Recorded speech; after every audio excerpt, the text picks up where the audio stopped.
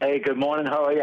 I'm doing great. Vivian, the main reason we wanted to get a hold of you first off is that, of course, Def Leppard, a group with which you're perhaps best known, is going to be coming here to perform in the area at the Xfinity Center on July 9th. And I know it's exciting to be back out on the road with Def Leppard. It certainly is. Yes, we have a very, very busy year ahead of us. We're not only doing a very extensive U.S. tour with Styx and Tesla, but we're going around the world, starting in Canada. We're going to Europe, Japan, Australia, UK. So, and we got a new record coming out. So, yeah, a busy time. I'm excited to be working. Absolutely. Well, let me sidetrack you and take you to the question that people seem to ask the most, and it's because people that have been listening to your music over the years, Vivian, just love your sound, love you, and want to know that you're okay. You've had a couple of serious health scares over the last couple of years. How's your frame of mind right now? It's fantastic. Yeah, I got a diagnosis for cancer about 2 years ago, Hodgkin's lymphoma, and I did 6 months of chemo. I thought I was in remission, and it turned out that wasn't the case. It was more aggressive than we thought. It came roaring back. I had to do more chemo. That didn't work, and my oncologist put me on a third regime of more aggressive chemo last summer. Actually, while we were on tour, I managed to schedule chemo treatments in between show dates. So that was interesting, but a big part of my recovery has been my ability to be able to continue working, because the mental part of it is very important to me, and I love my work, and I wasn't going to cede to this illness. So anyway, then we finished the summer tour, and I did a stem cell transplant last October, and by all accounts, it appears to have been very successful. So marching on, it's good. I'm in good health, and I'm in good spirits, and I'm really excited to be working, because for me, that's the best medicine. Well, what I think is one of the most sobering facts is, let's face it, you and I are right about the same age. People our age, we don't think of it. I mean, you and I were both in our early 50s, okay? So now here we have something that when we were growing up, we always thought, well, that's folks that are older, but quite frankly, cancer can strike anyone. It can, and it does. And in fact, the cancer I had is mostly seen in people in their 20s and 30s, and it's entirely idiopathic. There's no reason for it. It's nothing to do with your diet or your lifestyle or being around anything carcinogenic. It's just a random kind of thing. But it can happen to anyone. And another thing that I've learned a lot of lessons from this, actually, but one of the things I learned was, being in a cancer hospital for weeks and months, you see a lot of kids with cancer, and they're like the happiest people in the world, because I guess you take every day as a gift, and it's funny what you can extract from these situations, But I wouldn't say I was happy to have it, but I don't regret having it. I've learned a lot of really, really important life lessons from what's happened in the last couple of years, and I feel like I'm in a good spot, and it just makes me look forward to my work even more. It's amazing how the perspective of kids can change the way you see things. But now I know you've been seeing a lot of studio time of late. Of course, you and the guys from Def Leppard have been working on a new album. And from things I'm hearing, the album has kind of morphed a bit. I mean, initially you saw it as something coming out kind of on the heavier side. And is it not necessarily now going that way? What are your thoughts? It's actually, it covers a pretty broad spectrum. We started the record about a year ago. We've done it in 3 different installments over the last year, and we only just finished up a couple of weeks ago. And the first installment was us all playing live in the studio to try and capture more of the rock element, and we did that. And so that is certainly still on the record, those rock tracks. But then we didn't want to make just a straightforward rock record. We kind of started to think about, okay, well, we have that element covered. What else do we need? And we covered the pop element. We did some psychedelic stuff without the drugs, I should say. And so it's a pretty diverse record, but it's a really, really strong record. As many people know, I'm the Ronnie Wood of Def Leppard. I'm the new guy. You know, I've been with the band for 23 years. Yeah. And I got to say, this is the strongest record I've made in the 23 years with Def Leppard. That's the good news. The bad news is I didn't actually have an awful lot to do with it because of my treatments.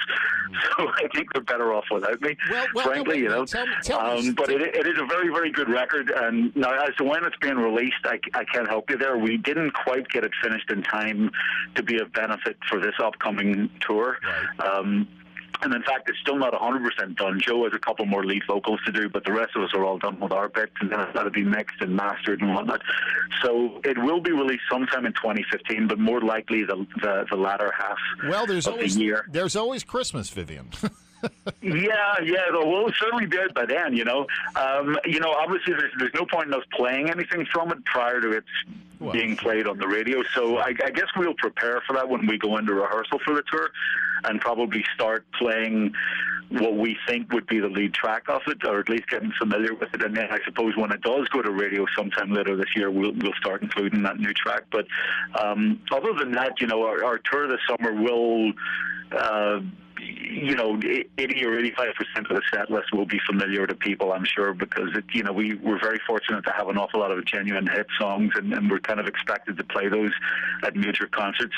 So there'll be no surprises there. But then you will try and add something a little bit different. You know, we always kind of do. Go into some deeper album cuts or something we haven't played in a while to keep it interesting for us. The folks love to hear that. We're speaking this morning with Vivian Campbell, of course, longtime member of, well, I could list. I mean, Def Leppard, has played with Dio, with Thin Lizzy, with Whitesnake. Tell me, something I heard recently, is it true, Vivian, that you feel a little more intimidated when you're in a recording studio as opposed to when you're out playing on stage in a concert? Absolutely, yeah. I'm a very spontaneous player. And I suppose that's a backdoor way of saying I don't prepare very well.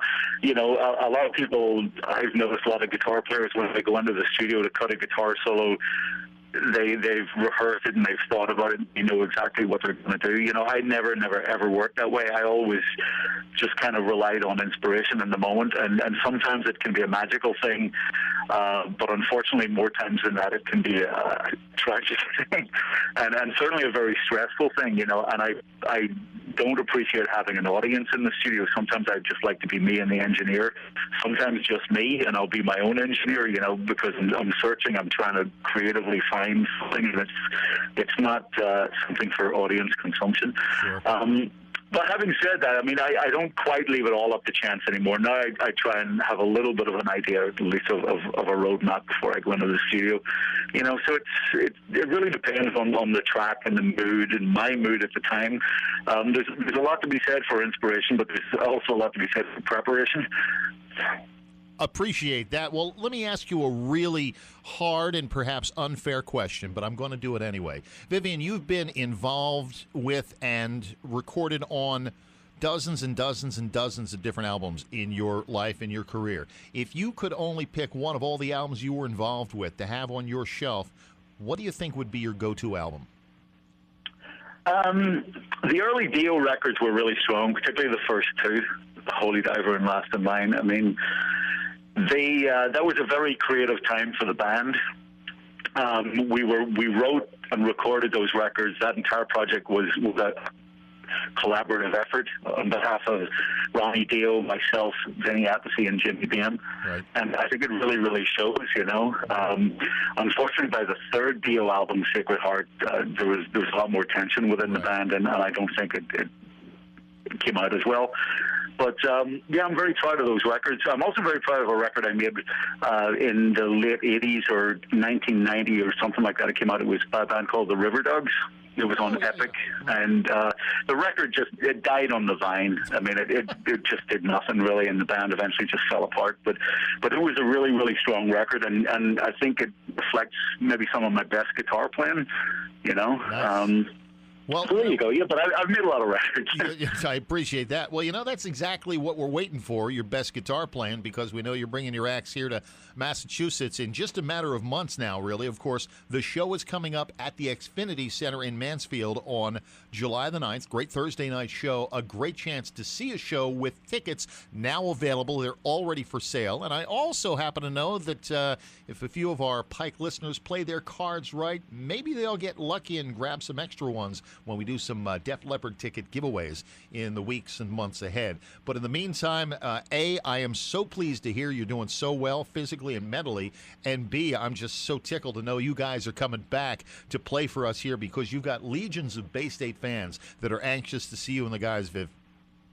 Brilliant. Well, we're looking forward to it. It's a lovely part of the world to be in summer, so I'm very familiar with it. I'm looking forward to it a lot. Be glad you're not here right now. Oh, I know. Yeah, I did say summer, right? Oh, my God. Truer words are never spoken. Well, Vivian, thank you so much for taking the time to join us this morning. Godspeed, both with your personal health, with the career, and we can't wait to see you this summer here in the state. Brilliant. Thank you, Bruce. It's been a pleasure. Worcester's Classic Hits, 100 FM, The Pike.